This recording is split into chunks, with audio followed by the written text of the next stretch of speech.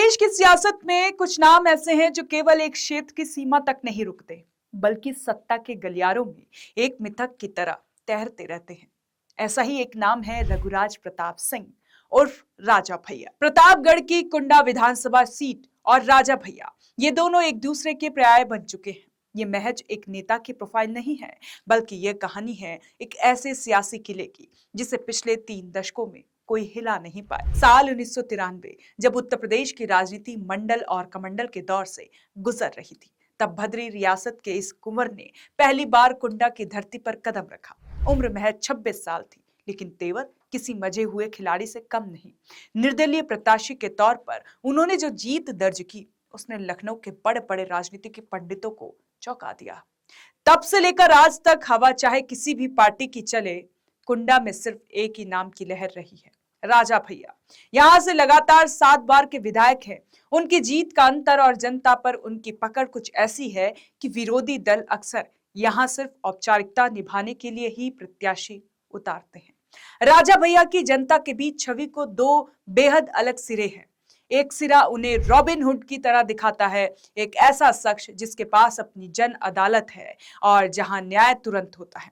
कुंडा के लोग बताते हैं कि राजा भैया के दरबार में फरियाद लेकर जाने वालों को खाली हाथ नहीं लौटना पड़ता। चाहे शादी ब्याह में मदद हो या आपसी विवाद का निपटारा, वहां प्रशासन से पहले राजा भैया का फैसला मान्य होता है।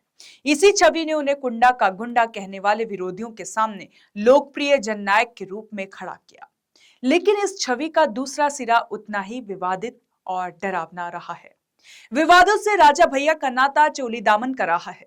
साल 2002 का वो दौर आज भी यूपी की राजनीति में काले अध्याय की तरह याद किया जाता है, जब तत्कालीन मुख्यमंत्री मायावती ने उन पर पोटा लगा दिया था। जेल की सलाखों के पीछे से राजा भैया की जो तस्वीरें आई, उन्होंने पूरे देश में सुर्खियां बटोरी। भद्री कोठी के तालाब में मगरमच्छ पालने की कहानियां हो या पुलिस अफसरों के साथ तकरार, राजा भैया का नाम हर उस विवाद से जुड़ा जिसने सत्ता को चुनौती दी।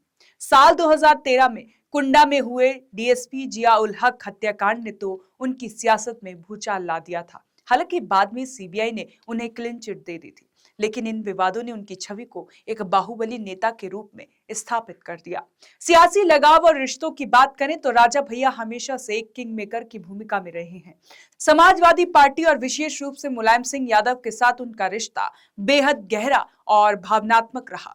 सपा सरकारों में उन्होंने अहम मंत्रालयों की जिम्मेदारी संभाली, लेकिन समय बदला और अखिलेश यादव के साथ उनके रिश्तों में वह पहले जैसी गर्मजोशी नहीं रही। राज्यसभा चुनाव के दौरान आई तल्खी ने अंततः उन्हें अपनी खुद की पार्टी जनसत्ता दल लोकतांत्रिक बनाने की राह पर धकेल दिया।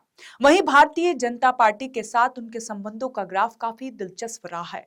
कल्याण सिंह की सरकार को बचाने में उनकी अहम भूमिका रही, जिसके इनाम स्वरूप उन्हें कैबिनेट मंत्री बनाया गया था। वर्तमान में मुख्यमंत्री योगी आदित्यनाथ के साथ उनके संबंधों को सम्मानजनक दूरी के तौर पर देखा जाता है।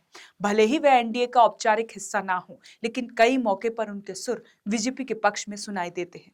प्रधानमंत्री मोदी और सीएम योगी की कार्यशैली की प्रशंसा कर वह अक्सर संकेत देते हैं कि उनकी राजनीति अब नए समीकरणों की ओर बढ़ रही है।